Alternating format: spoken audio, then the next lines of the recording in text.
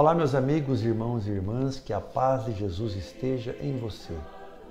Estamos aqui, graças a Deus, e com muita alegria para partilhar esse pequeno estudo de reflexão do Evangelho e do personagem que homenageamos hoje do cristianismo. Hoje é dia 9 de junho de 2021 e eu vou começar com essa citação que está na primeira carta de São João, que diz o seguinte: Pois amar a Deus consiste nisto, que observemos os seus mandamentos, e os seus mandamentos não são pesados. Essa afirmativa tem muito a ver com o Evangelho que vamos tratar hoje. Mas antes vamos falar então daquele que é homenageado hoje no calendário do cristianismo. É uma pessoa muito ligada à história do Brasil, do qual estudamos inclusive nos tempos de ginásio, escola, e que tinha o carinhoso apelido de Canarinho. Isso mesmo, Canarinho. Porque ele era uma pessoa muito alegre, feliz, gostava muito de literatura, de poesia e também de declamar os próprios poemas que ele escrevia. Ele nasceu em 1534 em Tenerife, nas Ilhas Canárias, que pertence à Espanha. Trata-se de José de Anchieta, uma pessoa realmente bastante especial, muito inteligente. Seus pais decidiram então investir nele, mandando que ele fosse estudar na Universidade de Coimbra, em Portugal, um dos maiores centros de estudo na Europa naquela época. E lá ele conquistou a todos com sua alegria e sua inteligência. Porém, ele também dedicava muito tempo à solidão. Ele ficava por horas em sua cela, em oração e em contemplação. Num desses momentos que aconteceu na Catedral de Coimbra, ele estava em adoração a Nossa Senhora e sentiu o chamado para aquela que seria a missão de sua vida: dedicar-se ao reino de Deus e consagrar-se a Nossa Senhora. E ele o fez e estava nessa época com 17 anos. E aos 19 ele entrou para a Companhia de Jesus. Tornou-se jesuíta e pediu para que fosse enviado ao Brasil. E ele veio com mais 5 companheiros. Todos estavam com a saúde meio abalada. Aliás, Anchieta não gozou de boa saúde durante toda a sua vida. E há que se dizer também que ele não veio para cá em busca de aventura ou de fazer a vida. Ele veio realmente para trabalhar para o reino de Deus. Ele desembarcou na Bahia, ficou lá um pouco tempo e logo depois ele veio com o padre Manuel da Nóbrega para a capitania de São Vicente. E em 1554 ele fundou e construiu o colégio ao redor do qual se situa a maior metrópole da América do Sul, ou seja, São Paulo. E Anchieta não apenas evangelizava os índios, ele tratou de aprender sua cultura, a sua língua, e em pouco tempo ele escreveu a gramática da língua tupi-guarani, que muito auxiliou no contato entre os europeus e os índios que aqui residiam. Anchieta ensinou a eles noções de higiene, de literatura, de medicina e, em troca, aprendeu muito sobre a fauna e a flora brasileira e, como eu disse, a língua tupi-guarani. O seu trabalho de integração entre os índios e os europeus que aqui estavam foi de suma importância para o que viria a acontecer nas épocas seguintes. Com a morte do padre Manuel da Nóbrega, ele passou a ocupar o maior cargo, o cargo de provincial do Brasil. E a bordo de um pequeno navio, ele navegou por toda a costa brasileira, visitando os centros onde estavam os colonizadores, ensinando a eles e os orientando como se aproximar e como evangelizar os índios. Um dos momentos mais célebres de sua vida é aquele no qual ele foi, junto com o padre Manuel da Nóbrega e outros missionários, para onde hoje está a cidade de Ubatuba, que na época se chamava Iperuígue. Lá acontecia a Confederação dos Tamoios. Os índios estavam em pé de guerra e eles foram tentar negociar a paz. E Anchieta, com o seu vasto conhecimento da cultura tupi-guarani, já sabia se comunicar muito bem com eles. Os índios conversavam aos gritos e ele também o fazia. Ele aprendeu como fazer isso. Mas também usava de palavras ternas e mansas e agradáveis. Assim ele conseguiu convencer que o cacique Cunhambebe fosse, com outros índios, até a próxima cidade de Itanhaém, aonde aconteceria a Conferência de Paz. Mas os índios, desconfiados, mantiveram Anchieta como refém enquanto o seu líder ia para essa conferência. Foi nessa época, meus amigos, que ele escreveu nas areias da praia o célebre poema à Virgem Maria.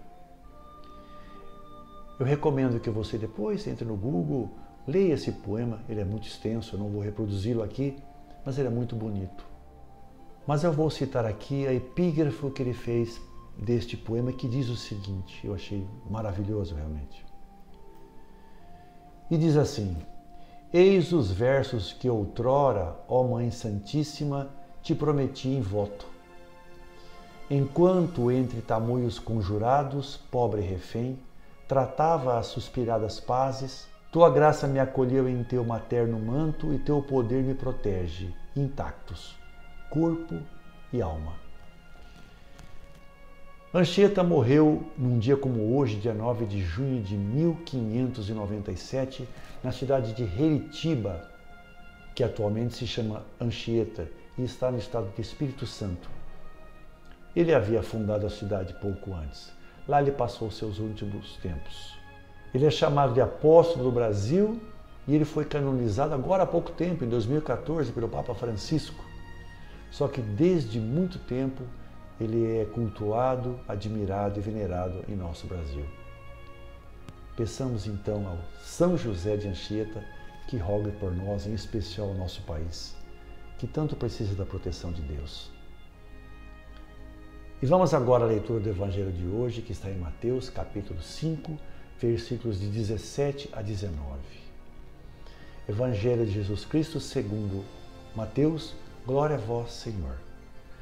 Naquele tempo disse Jesus aos seus discípulos: não penseis que vim abolir a lei e os profetas. Não vim para abolir, mas para dar-lhes pleno cumprimento. Em verdade eu vos digo, antes que o céu e a terra deixem de existir, nenhuma só letra ou vírgula serão tiradas da lei, sem que tudo se cumpra.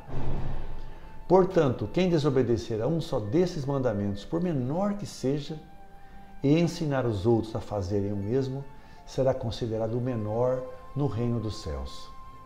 Porém, quem os praticar e ensinar será considerado grande no reino dos céus. Palavra da salvação, glória a vós, Senhor. Meus amigos, irmãos e irmãs, enquanto eu estudava para esta pequena reflexão, eu me deparei com algumas palavras que eu achei interessantes.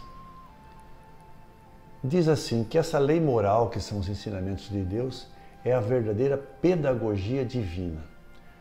É aquele ensinamento paterno, ou seja, equivale em grau naturalmente muito maior àqueles ensinamentos que os pais passam aos filhos para que trilhem um caminho bom, justo e verdadeiro nesta vida.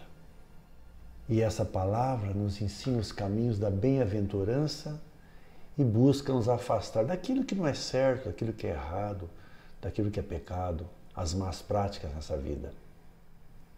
E voltando ao que São João disse no começo, os mandamentos de Deus estão aí e eles não são pesados para nós. Essa palavra, porém, ela é firme nos seus preceitos, mas ela é muito suave nas suas promessas que ela nos traz. E é exatamente por isso que nesse Evangelho está dito que nada será alterado, nem mesmo uma vírgula será tirado da lei de Deus.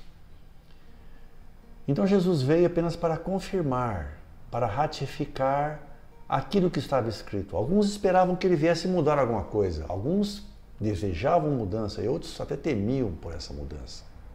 Mas não, ele veio apenas para esclarecer, para que não pairasse mais nenhuma dúvida e para dar pleno cumprimento àquilo que estava escrito.